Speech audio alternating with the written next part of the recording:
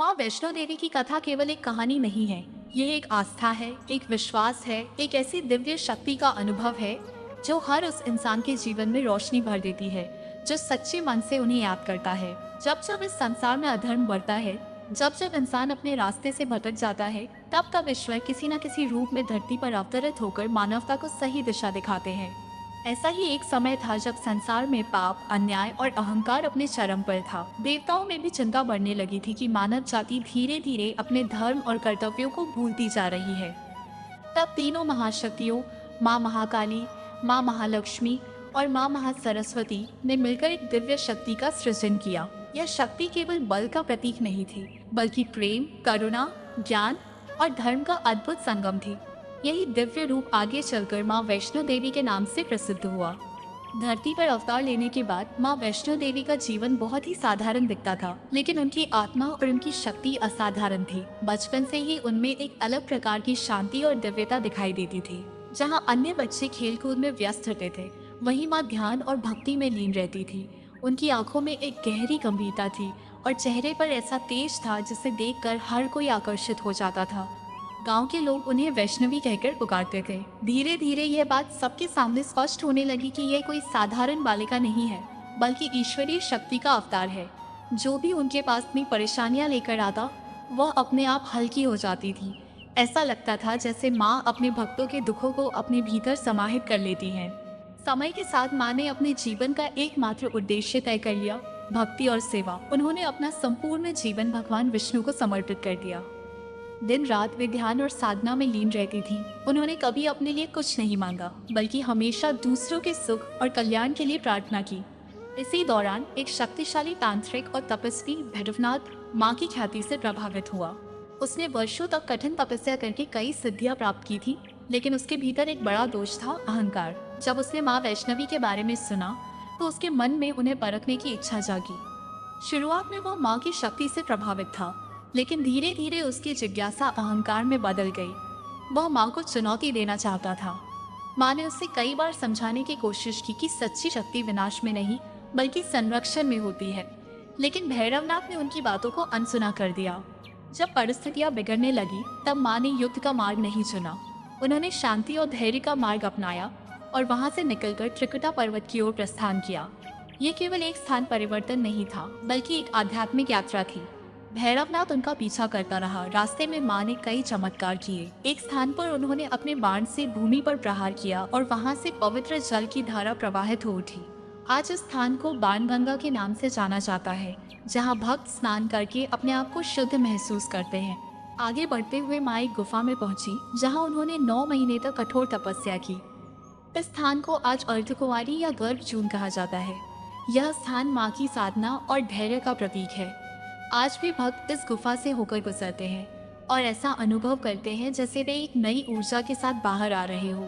भैरवनाथ का पीछा अभी भी जारी था। उसका अहंकार उसे रोकने नहीं दे रहा था, लेकिन उसे यह समझ नहीं आ रहा था कि वह जिस शक्ति का सामना करने जा रहा है, वह स्वयं आदि शक्ति है। अंततः माँ त्रिकुटा पर्वत की ऊंचाइयों पर पहुंची, जहाँ आज उनका पवित्र भवन स्थित है। वहीं माँ ने अपना वास्तविक रूप धारण किया, एक ऐसा रूप जो अत्यंत तेजस्वी और शक्तिशाली था। उस रूप को देखकर भैरवनाथ का सारा अहंकार चूर चूर हो गया। माँ ने अंत में भैरवनाथ का वध किया, लेकिन उनकी करुणा देखिए। जब भैरवनाथ ने अपनी गलती स्वीकार की और उनसे क्षमा मांगी, तब माँ ने उसे क्षमा कर दिया। इतना ही नहीं, उन्होंने उसे वरदान दिया कि जो भी भक्त उनके दर्शन के लिए आएगा, वह भैरवनाथ के दर्शन किए बिना अपनी यात्रा को पूर्ण नहीं मानेगा। ये कथा हमें सिखाती है कि गलती करने वाला भी यदि सच्चे मन से पश्चाताप करे, तो उसे क्षमा मिल सकती है। आज भी लाखों श्रद्धालु कठिन यात्रा करके माँ वैष्णो देवी के दरबार तक पहुँचते हैं। थकान होती है, शरीर जवाब देता है, लेकिन जय माता दी के जयकारे के साथ हर कदम आसान लगने लगता है। ऐसा कहा जाता है कि माँ स्वयं अपने भक्तों को बुलाती है। बिना उनकी इच्छा के कोई भी उनके दरबार तक नहीं पहुँच सकता।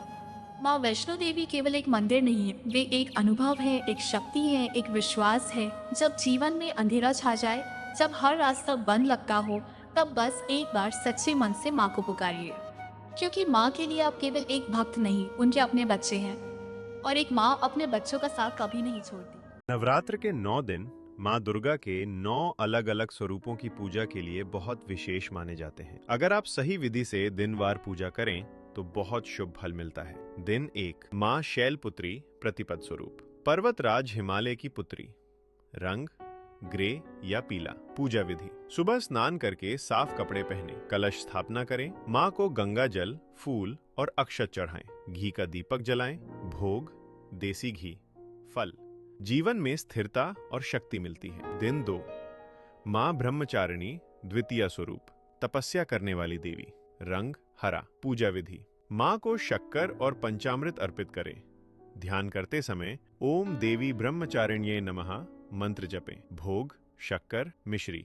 फल संयम, धैर्य और तप की शक्ति मिलती है। दिन 3, माँ चंद्रघंटा तृतीय स्वरूप। शांति और वीरता का रूप। रंग भूरा या गोल्डन। पूजा विधि। दूध और खीर का भोग लगाएं, माँ को सुगंधित फूल चढ़ाएं, भोग खीर, फल। डर और बाधाएं दूर होती हैं। दिन 4, माँ कूष्मांडा चतुर्थी स्वरूप। सृष्टि की रचयिता। रंग नारंगी। पूजा विधि। माँ को कद्दू, कूष्मांड और मालपुआ अर्पित करें, दीपक जलाकर आरती करें। भोग मालपुआ, कद्दू, फल। धन, स्वास्थ्य और ऊर्जा मिलती है। दिन 5, माँ स्कंद माता पंचमी स्वरूप। भगवान कार्तिकेय की माता। रंग सफेद। पूजा विधि। माँ को केले का भोग लगाएं, बच्चों के सुख के लिए प्रार्थना करें। भोग केला, फल। संतान सुख और शांति मिलती है। दिन 6, माँ कात्यायनी षष्ठी स्वरूप। शक्ति और साहस की देवी। रंग लाल। पूजा विधि। शहद और गुलाब के फूल चढ़ाएं, विवाह में बाधा दूर करने के लिए विशेष प्रार्थना करें। भोग शहद, फल। विवाह योग मजबूत होता है। दिन 7, माँ कालरात्रि सप्तमी स्वरूप। भय और अंधकार का नाश करने वाली। रंग नीला या काला। पूजा विधि। गुड़ और नारियल का भोग लगाएं, रात में दीपक जलाकर आरती करें। भोग गुड़ नारियल, फल। नकारात्मक ऊर्जा खत्म होती है। दिन 8, माँ महागौरी अष्टमी स्वरूप। शांति और सौंदर्य की देवी। रंग गुलाबी। पूजा विधि। कन्या पूजन करें, छोटी लड़कियों को भोजन कराएं, नारियल और हलवा पूरी का भोग लगाएं। भोग हलवा, पूड़ी, चना, फल। मनोकामनाएं पूरी होती हैं। दिन 9, माँ सिद्धिदात्री नवमी स्वरूप। सिद्धि देने वाली देवी। रंग बैंगनी। पूजा विधि। माँ को तिल और खीर का भोग लगाएं, पूरे नवरात्रि का समापन पूजा करें। भोग खीर, तिल, फल। सफलता और सिद्धि प्राप्त होती है। रोज की सामान्य पूजा विधि हर दिन करें। सुबह स्नान करके साफ कपड़े पहने, पूजा स्थान पर दीपक और अगरबत्ती जलाएं, दुर्गा चालीसा या सप्तशती का पाठ करें। ओम ऐं ह्रीं क्लीं चामुंडाय विच्चे मंत्र जपें। विशेष टिप्स। नवरात्रि में साफ सफाई और सात्विक भोजन रखें। लहसुन प्याज से बचें। माँ वैष्णो देवी की कथा केवल एक कहानी नहीं है, ये एक आस्था है, एक विश्वास है, एक ऐसी दिव्य शक्ति का अनुभव है जो हर उस इंसान के जीवन में रोशनी भर देती है जो सच्चे मन से उन्हें याद करता है। जब जब इस संसार में अधर्म बढ़ता है, जब जब इंसान अपने रास्ते से भटक जाता है, तब तब ईश्वर किसी न किसी रूप में धरती पर अवतरित होकर मानवता को सही दिशा दिखाते हैं। ऐसा ही एक समय था जब संसार में पाप, अन्याय और अहंकार अपने चरम पर था। देवताओं में भी चिंता बढ़ने लगी थी कि मानव जाति धीरे धीरे अपने धर्म और कर्तव्यों को भूलती जा रही है। तब तीनों महाशक्तियों, माँ महाकाली, माँ महालक्ष्मी और माँ महासरस्वती ने मिलकर एक दिव्य शक्ति का सृजन किया। यह शक्ति केवल बल का प्रतीक नहीं थी, बल्कि प्रेम, करुणा, ज्ञान और धर्म का अद्भुत संगम थी। यही दिव्य रूप आगे चलकर माँ वैष्णो देवी के नाम से प्रसिद्ध हुआ। धरती पर अवतार लेने के बाद माँ वैष्णो देवी का जीवन बहुत ही साधारण दिखता था, लेकिन उनकी आत्मा और उनकी शक्ति असाधारण थी। बचपन से ही उनमें एक अलग प्रकार की शांति और दिव्यता दिखाई देती थी। जहाँ अन्य बच्चे खेलकूद में व्यस्त रहते थे, वहीं माँ ध्यान और भक्ति में लीन रहती थी। उनकी आंखों में एक गहरी गंभीरता थी और चेहरे पर ऐसा तेज था जिसे देखकर हर कोई आकर्षित हो जाता था। गांव के लोग उन्हें वैष्णवी कहकर पुकारते थे। धीरे धीरे यह बात सबके सामने स्पष्ट होने लगी कि यह कोई साधारण बालिका नहीं है, बल्कि ईश्वरीय शक्ति का अवतार है। जो भी उनके पास अपनी परेशानियां लेकर आता, वह अपने आप हल्की हो जाती थी। ऐसा लगता था जैसे माँ अपने भक्तों के दुखों को अपने भीतर समाहित कर लेती हैं। समय के साथ माँ ने अपने जीवन का एकमात्र उद्देश्य तय कर लिया, भक्ति और सेवा। उन्होंने अपना संपूर्ण जीवन भगवान विष्णु को समर्पित कर दिया। दिन रात वे ध्यान और साधना में लीन रहती थीं। उन्होंने कभी अपने लिए कुछ नहीं मांगा, बल्कि हमेशा दूसरों के सुख और कल्याण के लिए प्रार्थना की। इसी दौरान एक शक्तिशाली तांत्रिक और तपस्वी भैरवनाथ माँ की ख्याति से प्रभावित हुआ। उसने वर्षों तक कठिन तपस्या करके कई सिद्धियां प्राप्त की थी, लेकिन उसके भीतर एक बड़ा दोष था, अहंकार। जब उसने माँ वैष्णवी के बारे में सुना तो उसके मन में उन्हें परखने की इच्छा जागी। शुरुआत में वो माँ की शक्ति से प्रभावित था, लेकिन धीरे धीरे उसकी जिज्ञासा अहंकार में बदल गई। वह माँ को चुनौती देना चाहता था। माँ ने उससे कई बार समझाने की कोशिश की कि सच्ची शक्ति विनाश में नहीं बल्कि संरक्षण में होती है, लेकिन भैरवनाथ ने उनकी बातों को अनसुना कर दिया। जब परिस्थितियां बिगड़ने लगी तब माँ ने युद्ध का मार्ग नहीं चुना। उन्होंने शांति और धैर्य का मार्ग अपनाया और वहां से निकलकर त्रिकुटा पर्वत की ओर प्रस्थान किया। ये केवल एक स्थान परिवर्तन नहीं था, बल्कि एक आध्यात्मिक यात्रा थी। भैरवनाथ उनका पीछा करता रहा। रास्ते में माँ ने कई चमत्कार किए। एक स्थान पर उन्होंने अपने बाण से भूमि पर प्रहार किया और वहां से पवित्र जल की धारा प्रवाहित हो उठी। आज इस स्थान को बाणगंगा के नाम से जाना जाता है, जहां भक्त स्नान करके अपने आप को शुद्ध महसूस करते हैं। आगे बढ़ते हुए माँ एक गुफा में पहुंची, जहां उन्होंने 9 महीने तक कठोर तपस्या की। इस स्थान को आज अर्धकुंवारी या गर्भजून कहा जाता है। यह स्थान माँ की साधना और धैर्य का प्रतीक है। आज भी भक्त इस गुफा से होकर गुजरते हैं और ऐसा अनुभव करते हैं जैसे वे एक नई ऊर्जा के साथ बाहर आ रहे हो। भैरवनाथ का पीछा अभी भी जारी था। उसका अहंकार उससे रोकने नहीं दे रहा था, लेकिन उसे यह समझ नहीं आ रहा था कि वह जिस शक्ति का सामना करने जा रहा है वह स्वयं आदि शक्ति है। अंततः माँ त्रिकुटा पर्वत की ऊंचाइयों पर पहुंची, जहां आज उनका पवित्र भवन स्थित है। वहीं माँ ने अपना वास्तविक रूप धारण किया, एक ऐसा रूप जो अत्यंत तेजस्वी और शक्तिशाली था। उस रूप को देखकर भैरवनाथ का सारा अहंकार चूर चूर हो गया। माँ ने अंत में भैरवनाथ का वध किया, लेकिन उनकी करुणा देखिए। जब भैरवनाथ ने अपनी गलती स्वीकार की और उनसे क्षमा मांगी, तब माँ ने उसे क्षमा कर दिया। इतना ही नहीं, उन्होंने उसे वरदान दिया कि जो भी भक्त उनके दर्शन के लिए आएगा वह भैरवनाथ के दर्शन किए बिना अपनी यात्रा को पूर्ण नहीं मानेगा। ये कथा हमें सिखाती है कि गलती करने वाला भी यदि सच्चे मन से पश्चाताप करे तो उसे क्षमा मिल सकती है। आज भी लाखों श्रद्धालु कठिन यात्रा करके माँ वैष्णो देवी के दरबार तक पहुँचते हैं। थकान होती है, शरीर जवाब देता है, लेकिन जय माता दी के जयकारे के साथ हर कदम आसान लगने लगता है। ऐसा कहा जाता है कि माँ स्वयं अपने भक्तों को बुलाती है। बिना उनकी इच्छा के कोई भी उनके दरबार तक नहीं पहुँच सकता। माँ वैष्णो देवी केवल एक मंदिर नहीं है, वे एक अनुभव है, एक शक्ति है, एक विश्वास है। जब जीवन में अंधेरा छा जाए, जब हर रास्ता बंद लगता हो, तब बस एक बार सच्चे मन से माँ को पुकारिए, क्योंकि माँ के लिए आप केवल एक भक्त नहीं, उनके अपने बच्चे हैं। और एक माँ अपने बच्चों का साथ कभी नहीं छोड़ती। जैसे माँ अपने भक्तों के दुखों को अपने भीतर समाहित कर लेती है। समय के साथ माँ ने अपने जीवन का एकमात्र उद्देश्य तय कर लिया, भक्ति और सेवा। उन्होंने अपना संपूर्ण जीवन भगवान विष्णु को समर्पित कर दिया। दिन रात वे ध्यान और साधना में लीन रहती थीं। उन्होंने कभी अपने लिए कुछ नहीं मांगा, बल्कि हमेशा दूसरों के सुख और कल्याण के लिए प्रार्थना की। इसी दौरान एक शक्तिशाली तांत्रिक और तपस्वी भैरवनाथ माँ की ख्याति से प्रभावित हुआ। उसने वर्षों तक कठिन तपस्या करके कई सिद्धियां प्राप्त की थी, लेकिन उसके भीतर एक बड़ा दोष था, अहंकार। जब उसने माँ वैष्णवी के बारे में सुना तो उसके मन में उन्हें परखने की इच्छा जागी। शुरुआत में वो माँ की शक्ति से प्रभावित था, लेकिन धीरे धीरे उसकी जिज्ञासा अहंकार में बदल गई। वह माँ को चुनौती देना चाहता था। माँ ने उससे कई बार समझाने की कोशिश की कि सच्ची शक्ति विनाश में नहीं बल्कि संरक्षण में होती है, लेकिन भैरवनाथ ने उनकी बातों को अनसुना कर दिया। जब परिस्थितियां बिगड़ने लगी तब माँ ने युद्ध का मार्ग नहीं चुना। उन्होंने शांति और धैर्य का मार्ग अपनाया और वहां से निकलकर त्रिकुटा पर्वत की ओर प्रस्थान किया।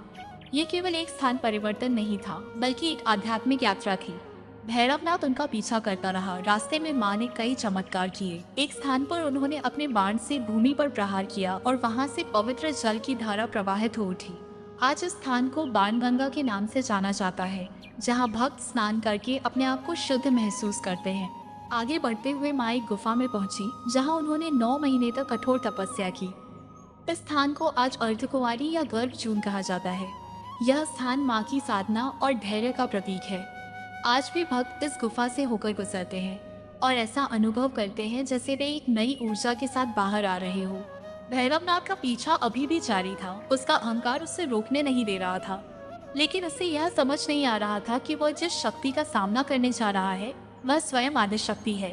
अंततः माँ त्रिकुटा पर्वत की ऊंचाइयों पर पहुंची, जहां आज उनका पवित्र भवन स्थित है। वहीं माँ ने अपना वास्तविक रूप धारण किया, एक ऐसा रूप जो अत्यंत तेजस्वी और शक्तिशाली था। उस रूप को देखकर भैरवनाथ का सारा अहंकार चूर चूर हो गया।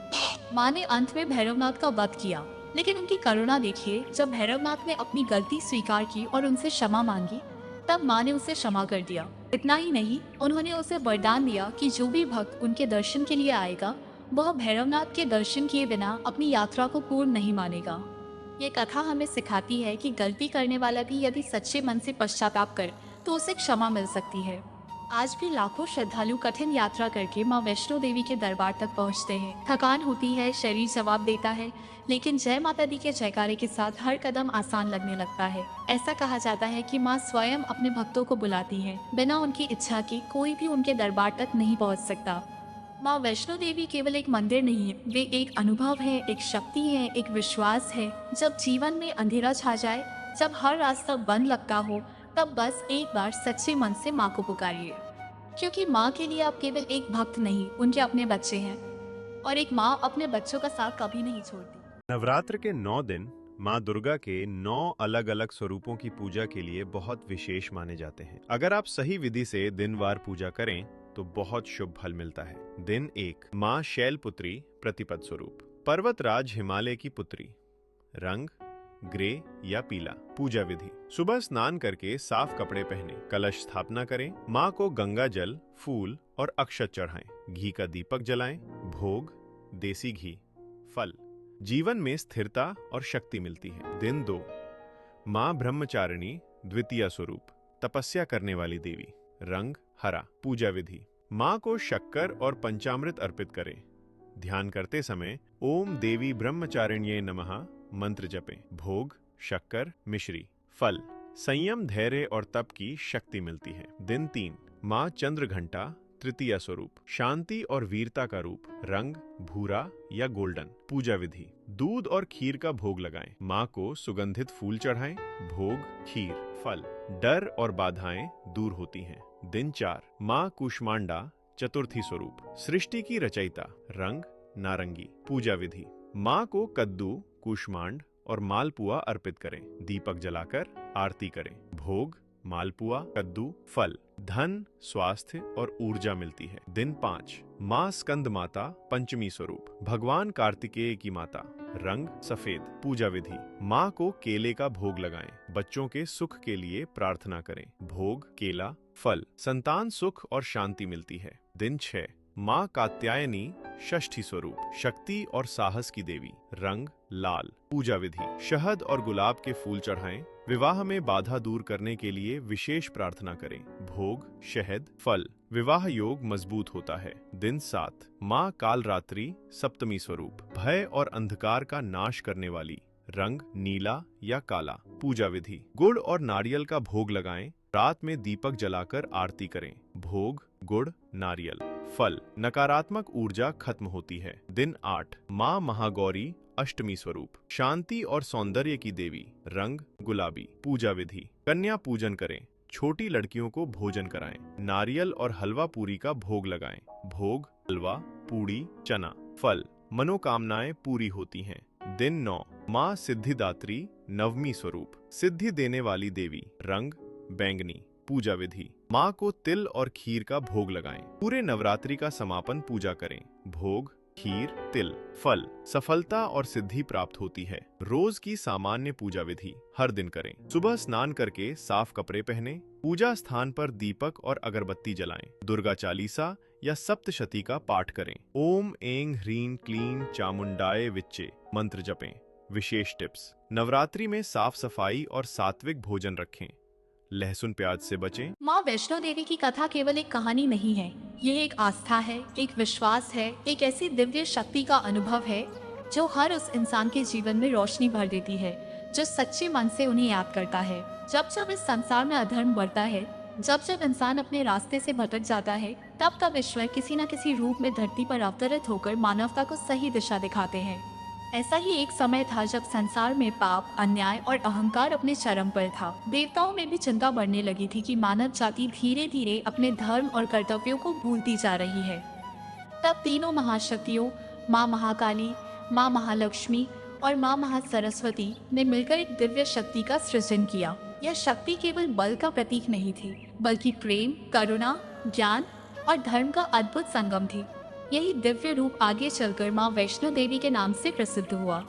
धरती पर अवतार लेने के बाद माँ वैष्णो देवी का जीवन बहुत ही साधारण दिखता था, लेकिन उनकी आत्मा और उनकी शक्ति असाधारण थी। बचपन से ही उनमें एक अलग प्रकार की शांति और दिव्यता दिखाई देती थी। जहाँ अन्य बच्चे खेलकूद में व्यस्त रहते थे, वहीं माँ ध्यान और भक्ति में लीन रहती थी। उनकी आंखों में एक गहरी गंभीरता थी और चेहरे पर ऐसा तेज था जिसे देखकर हर कोई आकर्षित हो जाता था। गांव के लोग उन्हें वैष्णवी कहकर पुकारते थे। धीरे धीरे यह बात सबके सामने स्पष्ट होने लगी कि यह कोई साधारण बालिका नहीं है, बल्कि ईश्वरीय शक्ति का अवतार है। जो भी उनके पास अपनी परेशानियां लेकर आता, वह अपने आप हल्की हो जाती थी। ऐसा लगता था जैसे माँ अपने भक्तों के दुखों को अपने भीतर। माँ वैष्णो देवी की कथा केवल एक कहानी नहीं है, यह एक आस्था है, एक विश्वास है, एक ऐसी दिव्य शक्ति का अनुभव है जो हर उस इंसान के जीवन में रोशनी भर देती है, जो सच्चे मन से उन्हें याद करता है। जब जब इस संसार में अधर्म बढ़ता है, जब जब इंसान अपने रास्ते से भटक जाता है, तब तब ईश्वर किसी न किसी रूप में धरती पर अवतरित होकर मानवता को सही दिशा दिखाते हैं। ऐसा ही एक समय था जब संसार में पाप, अन्याय और अहंकार अपने चरम पर था। देवताओं में भी चिंता बढ़ने लगी थी कि मानव जाति धीरे धीरे अपने धर्म और कर्तव्यों को भूलती जा रही है। तब तीनों महाशक्तियों, माँ महाकाली, माँ महालक्ष्मी और माँ महासरस्वती ने मिलकर एक दिव्य शक्ति का सृजन किया। यह शक्ति केवल बल का प्रतीक नहीं थी, बल्कि प्रेम, करुणा, ज्ञान और धर्म का अद्भुत संगम थी। यही दिव्य रूप आगे चलकर माँ वैष्णो देवी के नाम से प्रसिद्ध हुआ। धरती पर अवतार लेने के बाद माँ वैष्णो देवी का जीवन बहुत ही साधारण दिखता था, लेकिन उनकी आत्मा और उनकी शक्ति असाधारण थी। बचपन से ही उनमें एक अलग प्रकार की शांति और दिव्यता दिखाई देती थी। जहाँ अन्य बच्चे खेलकूद में व्यस्त रहते थे, वहीं माँ ध्यान और भक्ति में लीन रहती थी। उनकी आंखों में एक गहरी गंभीरता थी और चेहरे पर ऐसा तेज था जिसे देखकर हर कोई आकर्षित हो जाता था। गांव के लोग उन्हें वैष्णवी कहकर पुकारते थे। धीरे धीरे यह बात सबके सामने स्पष्ट होने लगी कि यह कोई साधारण बालिका नहीं है, बल्कि ईश्वरीय शक्ति का अवतार है। जो भी उनके पास अपनी परेशानियां लेकर आता, वह अपने आप हल्की हो जाती थी। ऐसा लगता था जैसे माँ अपने भक्तों के दुखों को अपने भीतर समाहित कर लेती है। समय के साथ माँ ने अपने जीवन का एकमात्र उद्देश्य तय कर लिया, भक्ति और सेवा। उन्होंने अपना संपूर्ण जीवन भगवान विष्णु को समर्पित कर दिया। दिन रात वे ध्यान और साधना में लीन रहती थीं। उन्होंने कभी अपने लिए कुछ नहीं मांगा, बल्कि हमेशा दूसरों के सुख और कल्याण के लिए प्रार्थना की। इसी दौरान एक शक्तिशाली तांत्रिक और तपस्वी भैरवनाथ माँ की ख्याति से प्रभावित हुआ। उसने वर्षों तक कठिन तपस्या करके कई सिद्धियां प्राप्त की थी, लेकिन उसके भीतर एक बड़ा दोष था, अहंकार। जब उसने माँ वैष्णवी के बारे में सुना, तो उसके मन में उन्हें परखने की इच्छा जागी। शुरुआत में वह माँ की शक्ति से प्रभावित था, लेकिन धीरे धीरे उसकी जिज्ञासा अहंकार में बदल गई। वह माँ को चुनौती देना चाहता था। माँ ने उससे कई बार समझाने की कोशिश की कि सच्ची शक्ति विनाश में नहीं, बल्कि संरक्षण में होती है, लेकिन भैरवनाथ ने उनकी बातों को अनसुना कर दिया। जब परिस्थितियां बिगड़ने लगी, तब माँ ने युद्ध का मार्ग नहीं चुना। उन्होंने शांति और धैर्य का मार्ग अपनाया और वहां से निकलकर त्रिकुटा पर्वत की ओर प्रस्थान किया। ये केवल एक स्थान परिवर्तन नहीं था, बल्कि एक आध्यात्मिक यात्रा थी। भैरवनाथ उनका पीछा करता रहा। रास्ते में माँ ने कई चमत्कार किए। एक स्थान पर उन्होंने अपने बाण से भूमि पर प्रहार किया और वहां से पवित्र जल की धारा प्रवाहित हो उठी। आज इस स्थान को बाणगंगा के नाम से जाना जाता है, जहां भक्त स्नान करके अपने आप को शुद्ध महसूस करते हैं। आगे बढ़ते हुए माँ एक